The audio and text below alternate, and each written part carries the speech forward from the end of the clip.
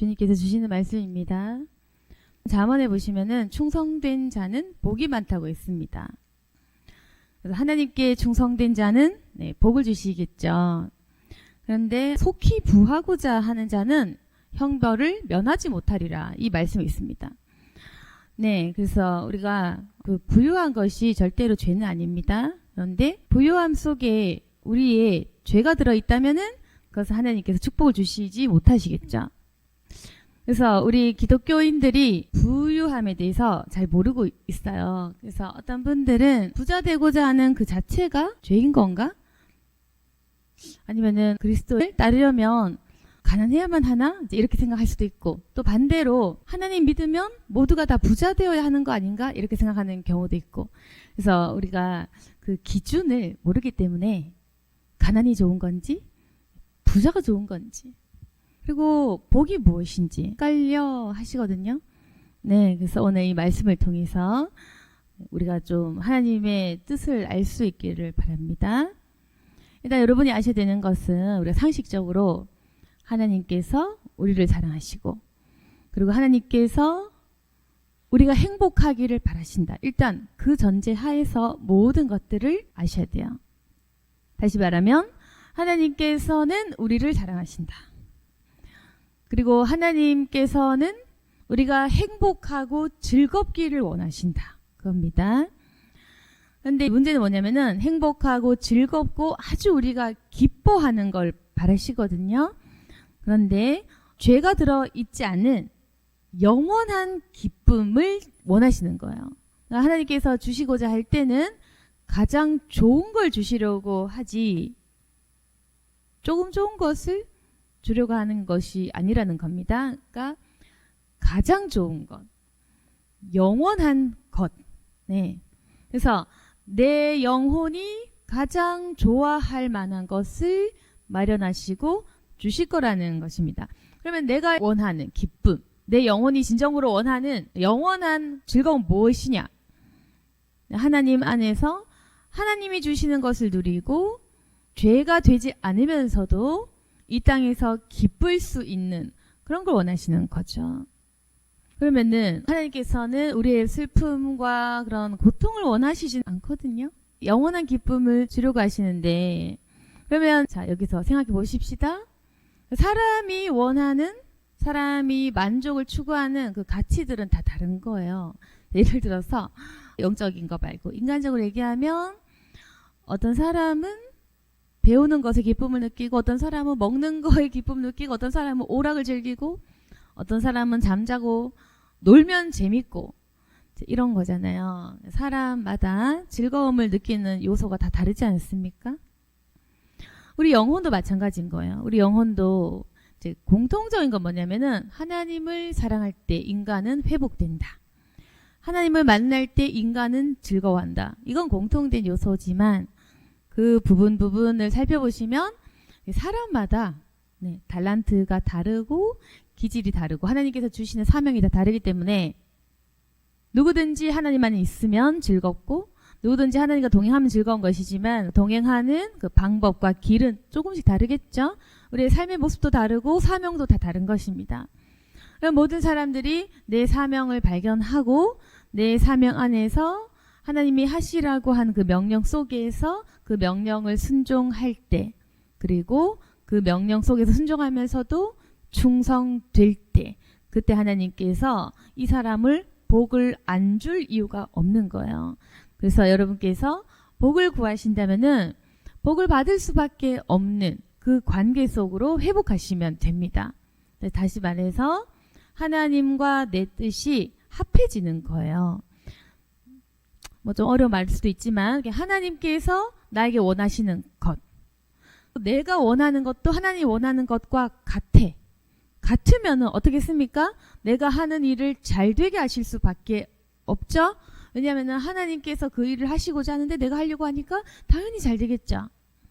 근데 잘 되려고 하고 또 잘 될 건데, 근데 하나님의 일을 할 때 또 더 열심히 충성된다? 그러면 하나님께서 더 많은 복을 주시겠죠. 아, 너는 나에게 순종하는구나. 너는 열심이구나. 너에게는 네가 구하지 않은 것조차 주겠다. 이렇게 되는 겁니다. 다시 정리하면 하나님께서 원하시는 것을 순종할 때 복을 받을 수밖에 없다. 내 뜻과 하나님 뜻이 같을 때는 그땐 잘 될 수밖에 없다. 근데 잘 될 건데 만약 그 순종하는 모습이 굉장히 중성되다. 그럼 하나님께서 보너스를 주시는 거야. 그 보너스는 뭐냐면은 네가 나를 이렇게 열심히 생각했구나. 너 같은 열심 있는 자는 보지 못했구나. 그렇다면 너는 남들보다 더 나를 사랑했기 때문에 나는 너에게 남들에게 주지 않은 것을 주겠다. 그렇게 되는 거야. 그래서 하나님께 이제 그런 음성을 꼭 들으셔야 되는데 그건 뭐냐면은 내가 너에게 네가 구하지 않은 것도 주겠다 라든지 내가 너에게 남들에겐 허락하지 않은 것을 주겠다 라든지 내가 너에게 네가 구하지 않은 것조차 주겠다 라든지 또 아니면 내가 너에게는 항상 내 편이 되어주겠다 라든지 그런 거 있잖아요. 여러분 굉장히 축복된 말씀이 존재하는 것입니다. 내가 너에게는 특별히 은총을 부어주고 내가 항상 너의 말에는 즉시로 응답하겠다. 이런 말씀을 하신다면 그 사람 축복받은 겁니다. 그런데 그런 특별한 사랑, 특별한 음성을 누가 듣냐? 여러분께서 하나님 편애하시나라고 생각할 필요가 없는 거예요. 편애가 아니라 특별히 사랑받고 특별히 응답받는 사람은 그만큼 특별한 행동을 했기 때문입니다. 그래서 굉장히 공평한 것이고 그 특별한 행위라는 것은 순종을 말하는 것이기 때문에 굉장히 힘든 거예요. 그래서 힘든 걸 해냈기 때문에 거기에 대한 상급이 있다라는 것은 우리가 불평하고 시기할 요소가 아닌 것이다. 우리가 특별하게 하나님을 섬기고 특별히 은총받는 것은 당연한 것이다.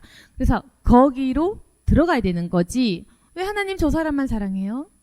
왜 저 사람에게만 은혜를 주십니까? 왜 저 사람 편만 드십니까? 할 일은 아니라는 것입니다. 그렇게 하는 것 자체가 어두운 죄악 속에 머무르는 거예요. 아무튼 그래서 충성된 자가 되면서도 더 하나님 앞에서 열심을 내고 더 열심을 섬기고 하나님의 마음을 감동케 하는 자는 하나님이 주시지 않는 잘 허락하시지 않았던 그 축복을 꺼내서 우리에게 허락하실 건데 그건 뭐냐면은 내가 구하지도 않았던 물질이든지 건강이라든지 만사 형통케 되는 그런 여러 가지 축복들이 있는 것입니다.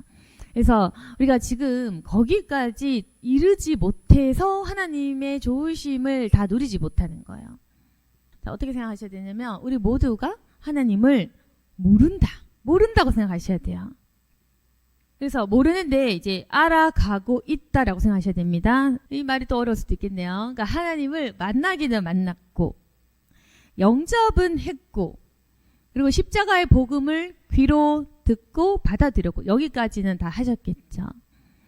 근데 우리 수십 년 사는 동안 하나님의 성품이라는 것이 측량할 수가 없기 때문에 지금부터는 성령과 교제를 통해서 알아가고 만나가고 겪으면서 깨달아가는 그 과정이 우리 인생이라는 것입니다. 그래서 일단 전제는 뭐냐면 난 하나님을 모른다. 만났기는 만났으나 그리고 구원을 받았고 성경책은 읽지만 실제적인 인격적인 교제와 이 성경에 있는 하나님의 무한하신 사랑에 대한 그 깨달음에 대해서 아직 인지를 잘 못하고 있다고 생각해야 돼요. 왜냐하면 우리가 부족하기도 하지만 하나님이 측량조차 불가능한 크신 분이라서 그런 겁니다. 그렇기 때문에 우리 자세는 뭐냐면 내가 하나님 다 알지. 하나님 이렇게 말씀하시겠지. 하나님 이렇게 하시겠지. 하나님 이런 분이시잖아. 이런 태도는 좋지 않다는 거죠. 그래서 교만한 사람은 곧잘 이런 말 하거든요. 아니 하나님이시라면 이렇게 하셔야 되는 것 아닌가 라고 하나님을 분석하죠. 그 무식한 행동. 제가 제일 싫어하는 그런 건데 네 무지하면 그런 말 해요. 하나님이라면 이렇게 해야 되지 않아? 하나님이 왜 그렇게 하실까? 그런 게 어디 있어? 하나님이라면 당연히 이렇게 하셔야 하나님이지. 자기가 하나님을 다 아는 듯한 하나님을 뭐 분석하는 듯한 판단하는 듯한 하나님의 그 행위 그분의 크신 그 일들을 자기가 다 이해하는 것처럼 함부로 말하고 짓거린다고 얘기하고 싶은데 함부로 짓거리는 거죠. 하나님에 대해서 함부로 얘기하는 그 입술을 조심해야 된다. 화가 임할 것입니다. 그러니까 여러분이 잘 모르고 얘기하는 거예요. 무지하기 때문에 제가 듣기에는 굉장히 폭탄 같은 말인 거예요. 아, 저러면 재앙이 떨어질 건데, 곧 치실 건데, 곧 망할 건데, 이런 폭탄 같은 말을 자주 던집니다. 아주 쉽게. 하나님이라면 이렇게 해야지, 저렇게 해야지. 굉장히 무례한, 네, 불경스러운, 하나님을 아주 모독하는. 근데 그게 그건지 모르는 거예요. 분간 안 되니까. 그래서 이게 참 무지하면 죄가 클 수밖에 없는 거예요. 아무튼 그래서 제가 함께 얘기하면서 같이 기다려야 될 것은 뭐냐면은, 나는 하나님에 대해서 잘 알지 못한다. 너무 크시기 때문에 알아가고 있는 중이다. 이렇게 말씀을 드리고 싶은데, 그래서 우리가 복음을 받아들이고 영접하는 순간, 하나님을 만나는 순간, 그때부터 하나님을 알아가셔야 됩니다. 계속적으로 만나야 돼요. 하나님은 어떤 분이신가? 하나님의 뜻은 어디에 있는가? 하나님은 어떠한 말씀을 하시는가? 그래서 날마다 하나님을 알아가고 깨닫고 내 생각을 깨셔야 되는데, 근데 이게 어렵다는 겁니다. 지혜로운 자는 배워가고 깨달아가고 알아가요. 그게 지혜로운 자의 특징이거든요. 제가 늘 말씀드리지만 지혜로운 자는 내가 뭘 모르는지 안다. 지혜로운 자는 내가 뭘 모르는지 알고 있고, 내가 무엇을 알아야 하는지 그걸 생각하고 있고, 그리고 알아가고 배워가고 깨달아가고 발전하고 남의 말 속에서도 배울 수 있다. 이게 지혜로운 자의 특징인 거고, 무식한 자의 특징은 뭐냐면은 자기가 아는 것 내에서 생각하는 거야. 평생 발전 없는 겁니다. 무식한 자의 특징은 내가 이걸 아는데, 아니 내가 이걸 아는데 네 말은 틀렸어. 아니 왜냐면 이게 맞으니까. 이런 그 굴레에서 못 벗어나. 이게 무지의 늪입니다. 이 굴레, 그 무식의 굴레가 있습니다. 내 말이 맞는데 네 말은 틀렸는데, 내가 경험했는데 내가 알고 있는데 이거는 맞잖아. 이렇게 해야 되잖아. 이렇게 되는 겁니다. 그래서 그 사람은 사람들 앞에서도 이건 맞아, 저건 맞아, 내 말이 맞아, 네 말은 틀려, 아니 이건 맞아, 이렇게 확신하는 태도를 취하고, 교만하고 무식한 사람 특징이거든요. 근데 그런 교만과 무식한 사람, 그 영이 이미 교만하기 때문에 하나님 앞에서 그렇다는 거죠. 하나님은 이래야 돼, 하나님은 저래야 돼, 하나님은 이렇게 해야 돼. 그렇게 되거든요. 그래서 자신이 하나님 분석하고 판단하면서 하나님은 이래야 된다라는 지침을 갖고 있는 거예요. 그래서 이 사람은 어떠냐면은 하나님의 형벌을 받아들이지 못한다. 하나님의 징계와 처벌을 받아들이지 못한다. 순종 없는 거예요. 거부. 거부하지만 맞아 죽겠죠. 하나님인데 이길 수 있나? 그래서 이런 사람들은 징계를 받는 거죠. 벌 받는 겁니다. 그래서 이렇게 무식하게 되면 이 굴레 속에 빠져서, 하나님이면 아니 사랑해야지, 하나님이면 모든 사람 인류를 뭐 타종교든 어떤 종교든 다 구원해야지, 아니 하나님이라면 사랑해야지, 하나님이라면 용서해야지, 하나님이라면 나를 봐줘야지, 응? 이렇게 하면서 하여튼 뭔지 모르겠지만 자기 기준이 있어요. 하나님이라면 이렇게 하셔야 된다, 이렇게 안 하면 나 교회 안 다닐래, 이런 거 아니면 나 목사님 말 안 들을래, 이렇게 안 하면 나 교회 싫어할래, 이렇게 하는 건데, 그렇게 해서요, 이게 참 불쌍한 건데 무지해서 뱅뱅 도는 거예요. 내 생각 안에서, 내 생각 안에서 내가 뭘 모르는지 모르기 때문에, 하나님의 얼마나 무한한지, 그 무한하다는 그 개념조차, 그 추상적인 개념을 아예 받아들이지를 못하기 때문에 눈으로만 사물을 판단하는 사람, 상상력이 부족하고 영적이지 못하고 머리가 나쁘면 그렇게 되는 거예요.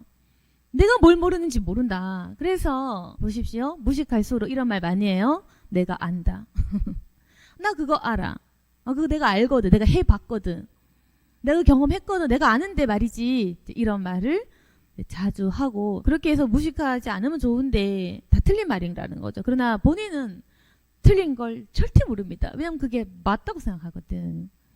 그게 우리 전체 이제 큰 틀 안에서 모든 인간의 공통적인 무지와 교만입니다. 그래서 특별한 사람만 교만한 건 아니에요. 우리 모두가 이 교만의 뿌리를 갖고 있다. 인간이라면 누구나 이 교만의, 그리고 무지의 그 뿌리를 갖고 있기 때문에, 그래서 사단이 주는 가장 큰 죄가 교만이다. 교만이 가장 큰 죄고, 사단은 왜 교만 주냐면은 발전을 못할 것이니까. 그래서 인간을 교만하게 만들면요, 아도해지거든요. 인간이 스스로 똑똑하다라고 착각하는 순간 인간이 아둔해지고 귀가 막히기 때문에 하나님을 못 만날 것이기 때문에 차단하기 위해서 사단은 끊임없이 인간에게 교만의 마음을 부어주는 겁니다. 그래서 교만을 통해 인간의 귀와 눈을 가리우는 거예요. 네가 오라, 네가 오라, 네 말이 다 맞아. 교회 가지 마. 교회 가면 목사 설교 다 틀렸어. 이렇게 해서 귀와 눈을 차단하면서 하나님과의 관계를 완전히 단절하게 하는 것이 사단의 속셈. 그래서 하나님께서는 겸손해라. 이제 아시겠습니까? 사단은 교만이라는 가장 큰 죄악을 우리에게 막 뿌리고 다니는 거고 생각과 감정을 주입하는 것이고 하나님께서는 성경 말씀 보시면 늘 겸손하라고 하죠. 겸손의 가치에 대해서 계속 말씀해 주시는 것입니다. 그래서 이 겸손을 통해서 교만을 꺾어야지 우리가 사단을 내어 쫓는 그 방법이 되는 거죠. 귀신 쫓아내고 싶으면은 겸손해라.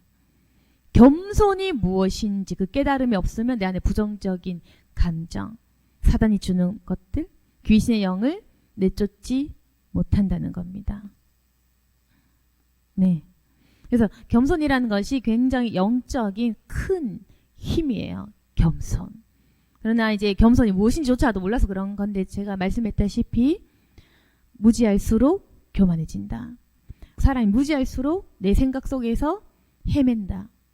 나라는 생각 그 틀을 벗어나지 못한다. 그래서 발전이 없다. 그래서 우리가 교만해지면 하나님 왜 이러십니까? 이렇게 표현은 질문이겠지만 대들고 반항하고 불순종하는 거죠. 하나님 왜 이러십니까? 나에게 왜 이런 고난 주십니까? 하나님 어디 계십니까? 하나님 왜 이런 일들이 생길까요? 하나님 어디 계십니까? 이렇게 하는데 여러분 겸손한 자는 어떻게 말하냐면 왜 이러십니까? 하나님 왜 그래요? 이런 말 안 하죠. 하나님의 뜻이 무엇입니까? 제가 받아들이겠습니다. 저에게 말씀만 하십시오. 그렇게 하는 겁니다. 하나님 말씀하십시오. 제가 듣겠습니다. 하나님 말씀하십시오. 제가 순종하겠습니다. 하나님 제가 무엇을 잘못했습니까? 제가 알아듣겠습니다. 하나님 제 생각을 고쳐주십시오. 제가 알아듣겠습니다. 전 그렇게 기도하거든요. 하나님 제가 뭘 모릅니까? 가르쳐 주십시오. 알아듣겠습니다. 그래서 저는 생각보다 사람들 말을 계속 듣고 계속 그 속에서 하나님의 메시지가 있는지 계속 관찰을 해요. 그래서 처음에는 늘 듣죠. 뭐 쓸데없는 말을 해도 일단 들어. 일단 듣고 그 속에서 하나님이 주신 메시지가 있는지 묵상하고 제가 그렇게 합니다. 대부분 별로 없지만 그래도 내 태도는 아무리 들을 거 없는 아무 말이나 할지라도 아무 욕설이나 아무 험담이나 아무 말이나 하는 게 눈에 보여도 저는 일단 듣고 그 속에서 하나님이 나에게 준 메시지가 있을까? 그렇게 하는 거예요. 여러분도 저처럼 하셔야 되는데 아무리 여러분 판단에 좀 초신자라 할지라도 나보다 지식이 떨어져 보여도 나보다 말을 못해도 나보다 뭘 모르는 것 같아도 나보다 악해 보여도 그래도 일단 그걸 들어보는 거예요.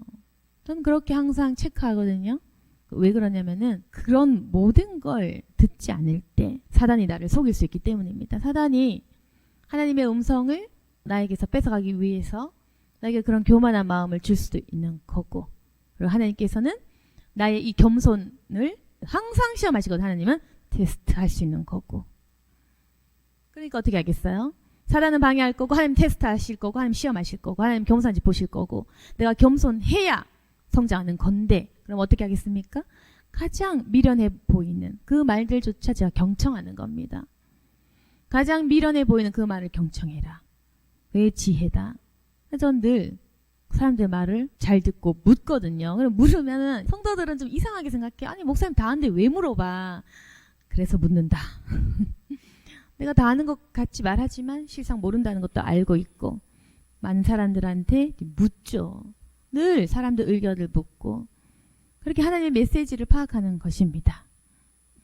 사람들이 제가 자꾸 물으면 몰라서 묻나?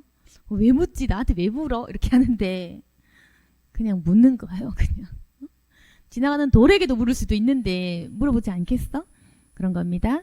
아무튼 그래서 여러분 교만하지 않는 자는 가장 미련해 보이는 것이라 할지라도 묻고 듣고 하나님이 그 속에서 나에게 주시는 그 메시지를 듣고 하나님께서 끊임없이 나의 겸손함을 보신다라는 그 인식이 있는 거예요. 하나님이 나를 지켜보신다.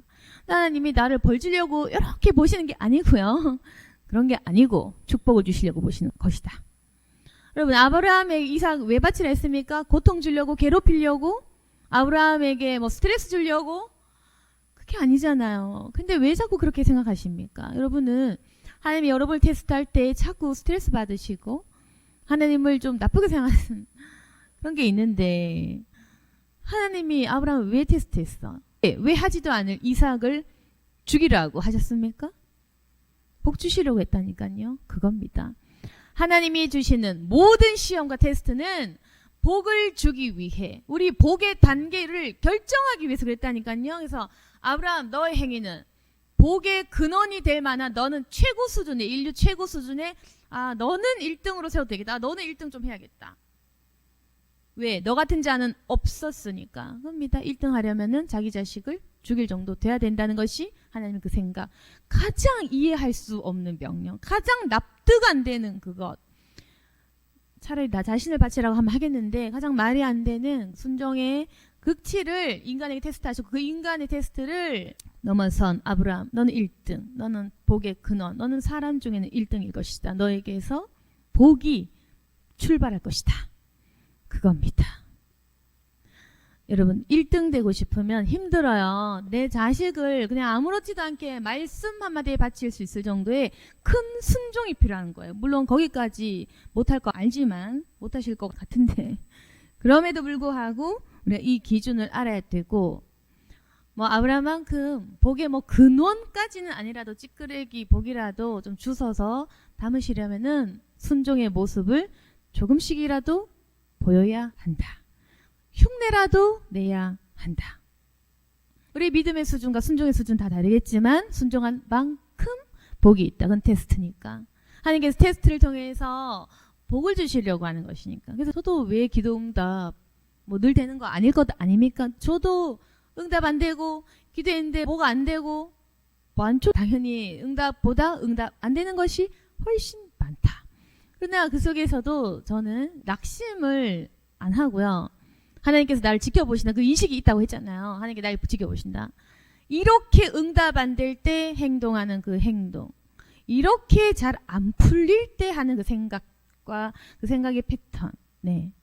이렇게도 안 풀리고 사람들 앞에서 부끄럽게 만들고 사람들 앞에서 완전 나에게 실패자라는 낙인이 찍히게 하실 때 그때 전 즐겨요. 여러분 이게 무슨 말인지도 모르시겠다.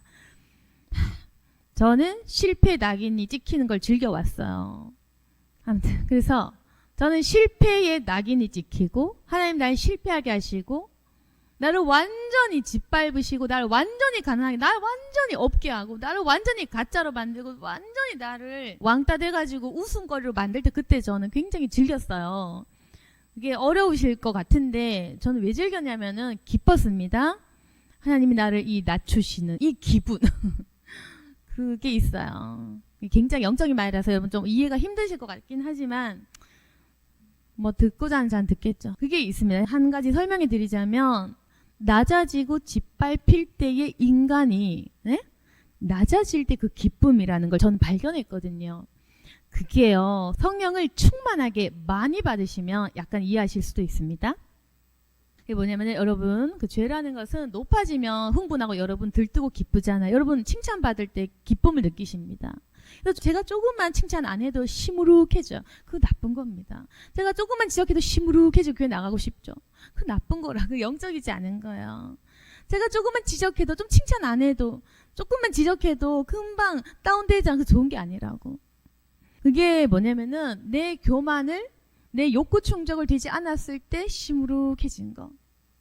내가 높아져야 되는데 내가 칭찬받고 높아져야 되는데 내가 높아지는 그 욕심 내 욕구 내 욕망 칭찬받고자 하는 그 욕심 사람들 앞에서 1등 되고자 하는 그 욕심을 채워지지 않았을 때 사업 실패했을 때 돈 안 벌릴 때 그때 내가 다운된다면 그건 교만한 그 인간의 본성 그대로 살고 계신 것입니다. 본성 그대로 살고 있는 거예요.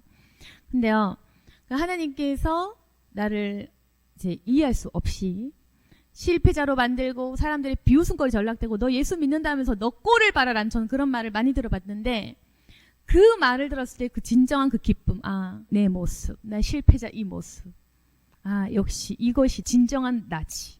전 그걸 느꼈어, 영적으로. 실패한 나, 네?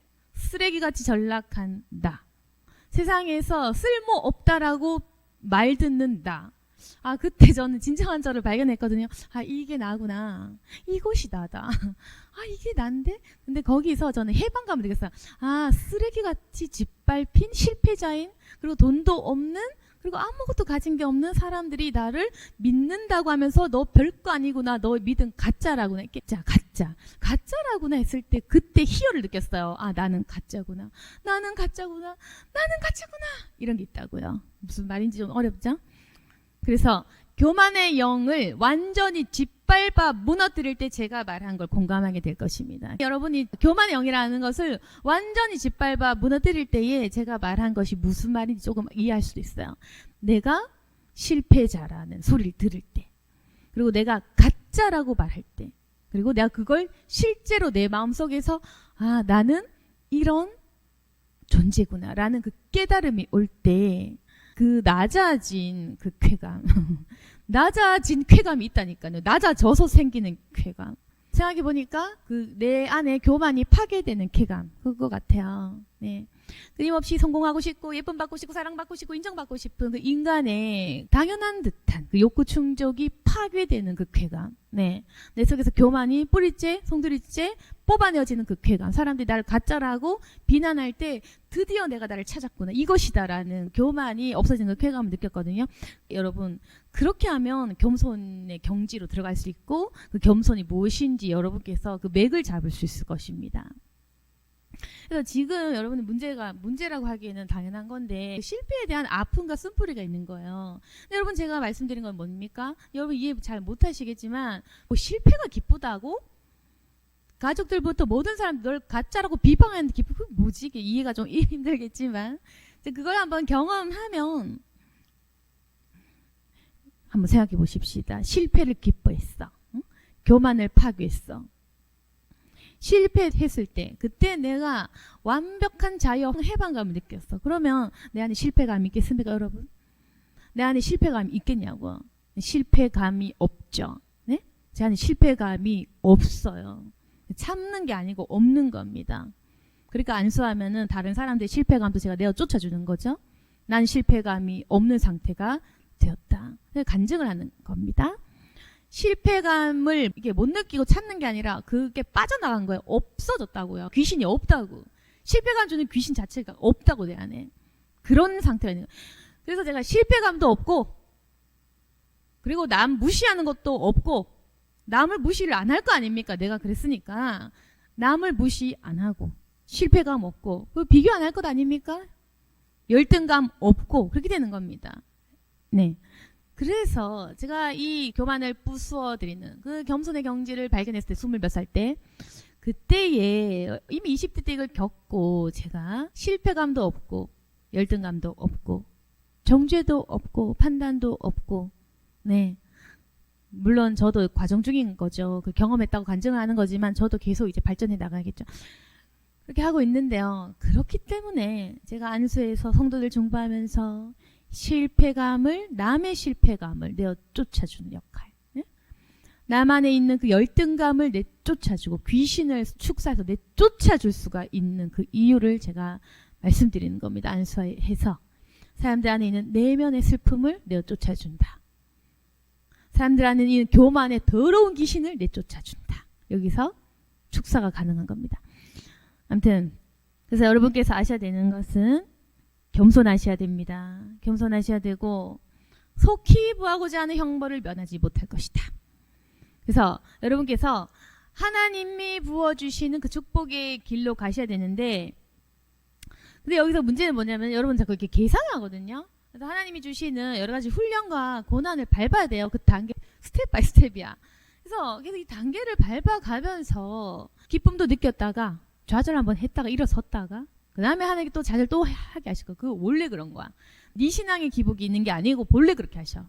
본래 하나님께서는 높아졌다가 높아졌는 다 낮아지게 하고, 낮아졌다가 다시 회복시키시고 회복했다가 교만이 다시 낮아지게 하시고 기복 원래 있는 거예요. 그래서 본래 하나님께서 인생의 스토리를 만들어서 실패했다가 추락했다, 실패했다가 추락했다가 하면서 왜 그러냐면은 우리 고통스럽게 하려고 하는 게 아니라 부요함이 무엇인지 실패가 무엇인지를 이렇게 보여주시면서 나를 높이셨다가 낮아지는 그 과정을 통해서 겸손해지라는 거죠. 네가 겸손도 해야 되고 너도 부도 체험해야 되고 둘 다를 체험하라는 거. 가난도 체험해.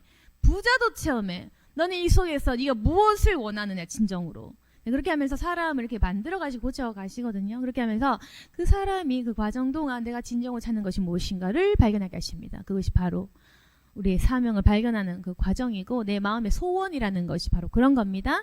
그 인생 과정을 통해서 하나님 진정으로 원하는 것은 이것입니다 라고 외치게 만들죠.